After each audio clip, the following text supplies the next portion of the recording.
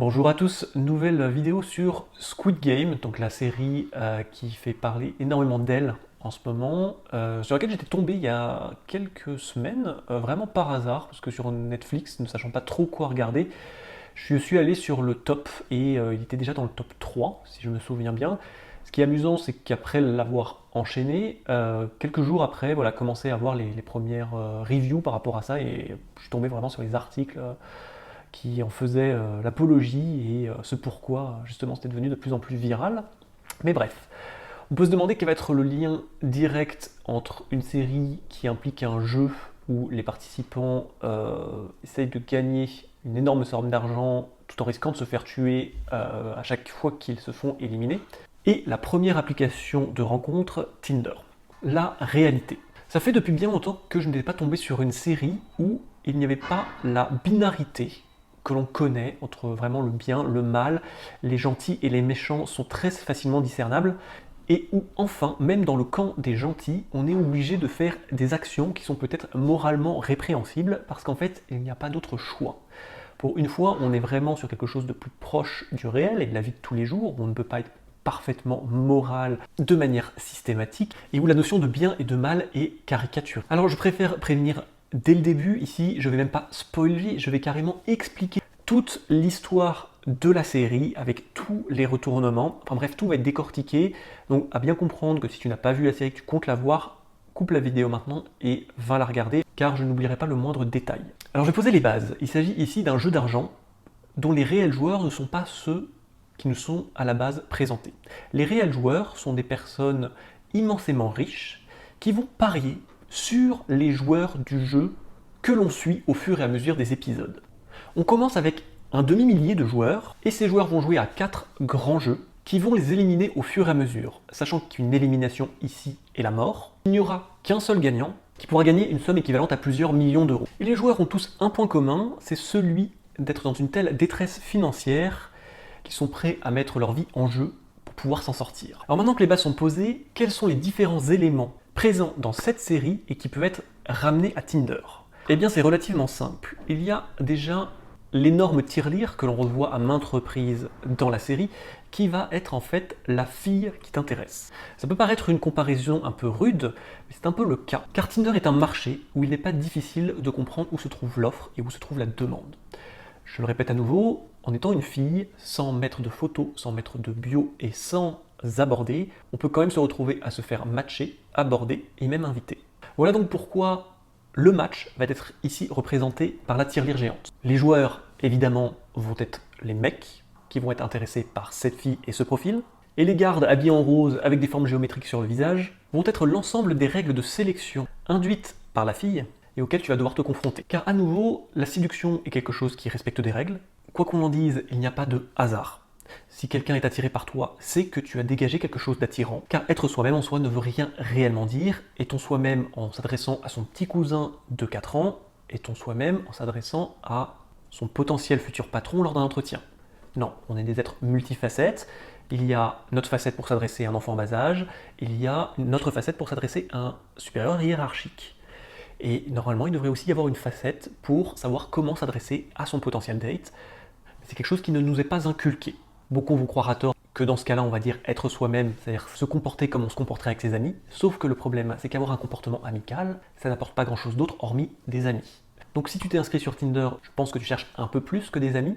Et si c'est bien le cas, il va donc falloir comprendre, apprendre et appliquer les règles de séduction. Donc pour revenir sur la série, comme je disais, on est sur un peu plus de 500 personnes qui participent au jeu.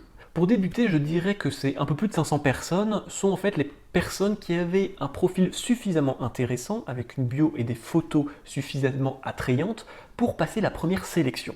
On peut se dire, si avoir une bonne bio, de bonnes photos et un profil intéressant de manière globale est une étape indispensable, eh bien il reste encore un peu de boulot derrière. Parce que autant être sélectionné c'est une première chose, autant on n'est pas encore à l'arrivée. Et c'est là que les 4 jeux débutent. Et le premier est assez édifiant. C'est une scène qui a marqué énormément de monde. La petite poupée qui apparaît a été reprise dans énormément de mèmes, a donné lieu à des produits dérivés. Bref, c'est le jeu qui fait la plus grosse sélection de toute la série, car plus des 2 tiers meurent dedans. Et moi, le parallèle que j'aime bien voir là-dedans, ça serait un petit peu les personnes dépassées émotionnellement. Qu'est-ce que je veux dire par là? Une appli de rencontre, c'est quelque chose qui va forcément nous amener à vivre des émotions bien avant même qu'on rencontre la personne. Pourquoi? Parce qu'il y a déjà le fait d'avoir un match. Là, bam, c'est le shot de dopamine, parce que pour l'ego, c'est assez agréable. Si la fille est assez plaisante, eh bien là, voilà, tu peux peut-être commencer déjà à te projeter. Si par contre la fille commence à ne plus te répondre, commence à devenir plus sèche, là on est sur des ascenseurs émotionnels. Tu vas passer d'un moment assez agréable à quelque chose d'assez déprimant. Donc voilà, en fait, c'est ça. Et être capable de gérer ses émotions, c'est une base, parce que ça va permettre justement d'être détaché et de gagner sur la longueur. Donc ici, si jamais tu commences à t'énerver parce que la fille ne te répond pas tout de suite, ou parce qu'elle t'a dit quelque chose qui t'a piqué, alors que c'est une phrase qui, chez quelqu'un d'autre, elle l'aurait laissé de marbre, ou même l'aurait fait rebondir avec une blague. Que le fait qu'une longue conversation commence à s'arrêter d'un coup net, et que tu n'as pas d'explication. Voilà, si toutes ces choses-là te mettent dans des états pas possibles, eh bien ce sont plein de petits éléments qui vont t'éloigner de ton objectif final. Parce que ça trahira donc une légère fébrilité au niveau des émotions, et ça en face, ça inspire la peur. Parce que forcément, on se dit que si derrière un écran, on peut te perturber aussi facilement, qu'est-ce que ça va être en vrai? Donc bref, premier jeu, premier énorme écrémage qui va commencer à laisser en fait les personnalités et les stratégies qui vont être gagnantes. Et même si beaucoup de joueurs vont perdre au fur et à mesure, on a quand même 8 personnages, selon moi, qui ont des personnalités et des stratégies assez marquantes et que l'on peut retrouver sur Tinder et qui vont amener à des résultats intéressants à étudier. Alors le premier, ça va être la brute. Jang Dok-soo, celui qui porte le numéro 101 sur sa combinaison et qui pour moi en fait est un peu la représentation du mâle alpha. On remarque très tôt que c'est un leader, il est autocentré, dépourvu d'empathie, manipulateur, et c'est amusant puisque même d'un point de vue animal ça se retrouve assez rapidement, où il se retrouve à même manger à la part des autres. La seule scène de sexe qu'il y a durant toute la série, eh bien c'est lui qui l'a, avec une des femmes qui souhaite avoir ses bonnes grâces et sa protection. Alors bien sûr, cette personne d'un point de vue moral n'est pas du tout évoluée, mais ses caractéristiques lui ont permis de se démarquer très rapidement dans le jeu jusqu'à arriver à la 4e épreuve. Et dans la vie de tous les jours, eh bien, des gens comme ça, tu peux en trouver assez écrasants, imbus de leur personne, arrivistes, et qu'on veuille ou non, eh bien souvent ces personnes-là sont accompagnées et ne seront pas en reste par rapport à l'attention féminine.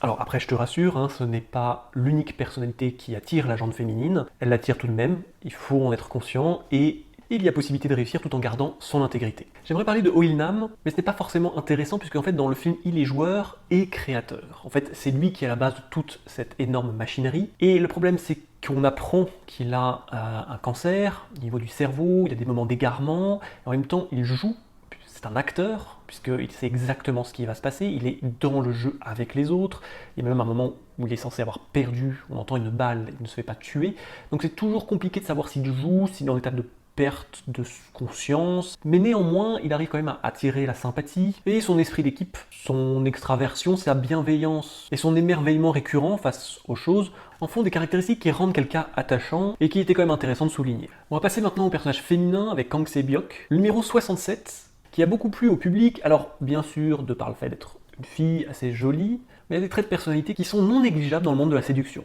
Son côté solitaire, mystérieux, réfléchi, mais n'ayant pas peur de la prise de risque, sont des points forts qui l'ont aidé à arriver quasiment au jeu final de l'aventure, et qui sont aussi des atouts qu'il faut savoir maîtriser dans le monde de la séduction. Alors pour revenir aux émotions, ici on va parler d'Ali Abdul, parce qu'il incarne justement la morale, le bien.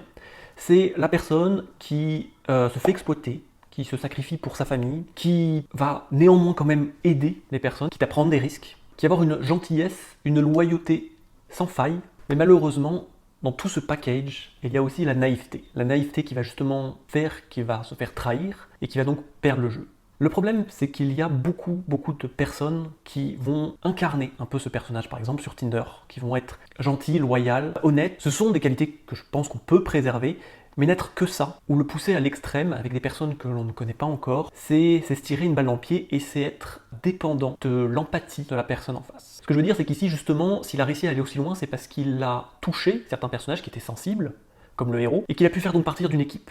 Le problème, c'est que c'est quelqu'un qui va donner sans réfléchir et sans être stratégique. Ce qui fait que ça va marcher jusqu'au moment où il va se retrouver face à quelqu'un qui ne voudra plus jouer avec lui, qui voudra faire passer son intérêt personnel avant le sien, et ce personnage-là sera à tous les coups perdant. C'est quelque chose qui peut se retransposer très facilement sur Tinder, et c'est en cela que la série est intéressante, c'est justement de montrer ça, de ne pas tomber dans l'happy ending idyllique, même si je trouve qu'il est quand même un petit peu. On passe maintenant au second personnage féminin qui ne sera pas passé inaperçu, Han Mi-Neo, qui sous le plan de la morale est clairement du côté obscur, qui néanmoins est arrivé très loin dans le jeu, ce grâce à des caractéristiques qui se retrouvent aussi chez la brute, comme le fait d'être calculatrice, ambitieuse, sans scrupules, insensible.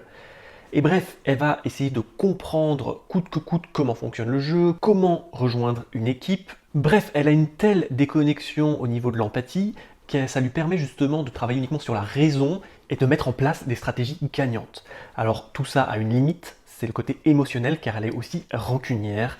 C'est ce qui va faire qu'elle va en arriver à se sacrifier et donc à perdre la victoire pour pouvoir se venger. Et pareil, je vais refaire un parallèle avec Tinder. Tinder, ça amène à des échanges qui ont une mécanique qu'il faut comprendre et maîtriser, et on ne peut pas y aller les mains dans les poches sans se préparer, sans travailler un petit peu, sans établir une stratégie. Ça limite clairement ses chances. Et le parallèle que j'adore ici, c'est aussi le côté émotionnel, donc ne pas pouvoir maîtriser, contrôler ses émotions, bah justement ça peut nous faire perdre une discussion, casser l'ambiance d'un verre en terrasse, faire perdre tous les points qu'on avait gagnés durement petit à petit en un claquement de doigts, et bref, anéantir ses chances de pouvoir embrasser son date ou même de conclure. Il ne reste plus que 3 personnages. Je vais mettre un personnage qui est souvent oublié et qui pour moi pourtant aurait pu être celui qui aurait gagné. Pareil, ça ne va pas être le personnage le plus moral du tout de ce film, mais c'est le personnage qui avait les cartes en main, c'est le médecin. Pourquoi? Parce que justement, dans tout ce jeu, il avait compris qu'il avait un atout et il l'a exploité. Il avait une valeur, c'est celui d'être chirurgien. Le fait d'être chirurgien, ça lui a permis de collaborer avec les gardes et de participer à l'extraction et la revente au marché noir d'organes sans que le gérant de toute cette affaire ne le sache. Et tout se passait bien jusqu'à ce qu'il y ait un couac et que, poussé à bout et privé de sommeil du fait de devoir jouer et travailler à la nuit, il s'est pris le bec avec les gardes, mais le fait est que, grâce à son arrangement avec ceux-ci, il était systématiquement prévenu des jeux qui allaient suivre. Et le fait d'être prévenu et de connaître les règles, eh bien c'est déjà un des points fondamentaux pour pouvoir gagner. Je pense que c'est la même chose sur Tinder. Le premier pas à faire, c'est déjà comprendre qu'il y a des règles et les connaître. Une fois que c'est fait, alors après, ça ne va être plus que du travail. On arrive sur les 2 derniers personnages, ceux sur lesquels la fin se joue. Ceux qui vont participer justement au Squid Game. Alors ici, bon, qui gagne n'a peu d'importance. Ce qui est assez intéressant, c'est que pour moi, ce ne sont pas les 2 opposés. On a ici l'intellectuel, qui est Cho Gun-Ho, le numéro 218, et le héros, c'est Han Gi-han, le numéro 456. Alors pour moi, Cho Gun-Ho, c'est justement le némésis de Ali. Parce que c'est quelqu'un d'extrêmement calculateur, un peu introverti, froid, mystérieux, qui n'a pas peur de se salir les mains.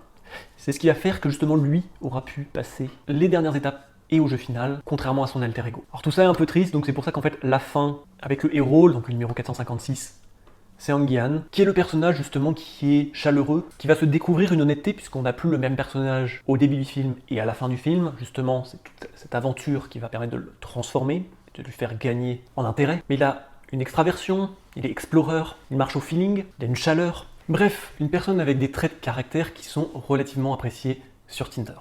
Alors où est la limite de tout ça ? Bien sûr, Squid Game, c'est Squid Game, Tinder, c'est Tinder. Mais comme vous avez pu le voir, Tinder, c'est quelque part un jeu. Il y a des règles.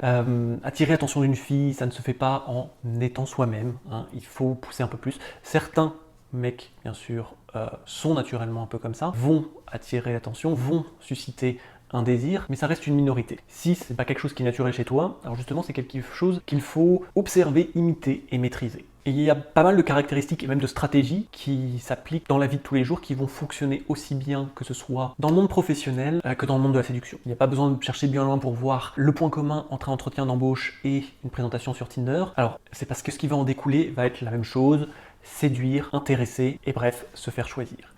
Par contre, ne me faites pas dire ce que j'ai pas dit, il y a des codes qui sont totalement différents dans les 2 côtés. Justement, c'est parce que certaines personnes sont parfois un peu trop professionnelles et qui vont faire justement un profil Tinder de la même manière qu'ils feraient un CV, ça ne marche pas.